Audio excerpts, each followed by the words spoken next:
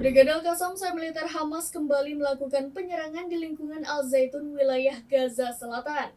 Dalam operasi itu, militer Hamas berhasil meledakkan tempat persembunyian pasukan pendudukan Israel.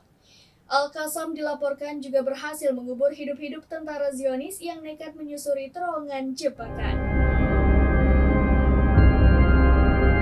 Militer Hamas Brigade Al-Qassam melakukan sejumlah operasi di selatan lingkungan Al-Zaitun di jalur Gaza.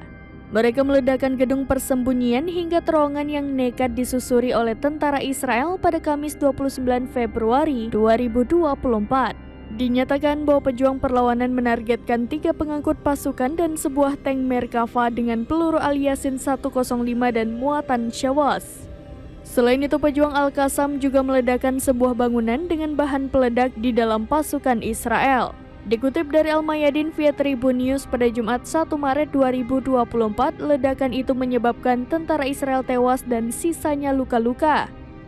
Militer Hamas itu juga meledakkan 2 lubang terowongan jebakan untuk pasukan pendudukan Israel atau IOF. Naas, tentara IOF tewas terbunuh dan terkubur hidup-hidup di bawah terowongan.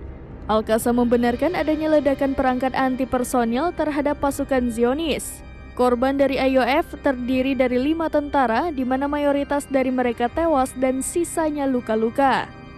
Sebaliknya, Brigade Mujahidin mengumumkan bahwa mereka telah menargetkan posisi dan penempatan tentara pendudukan di tenggara lingkungan Zaitun dengan rudal jarak pendek. Operasi penyerangan juga dilakukan oleh Brigade Al-Nasir Salah Al-Din. Mereka menargetkan posisi dan konsentrasi musuh di jalur Gaza Utara dengan peluncuran rudal tipe 107.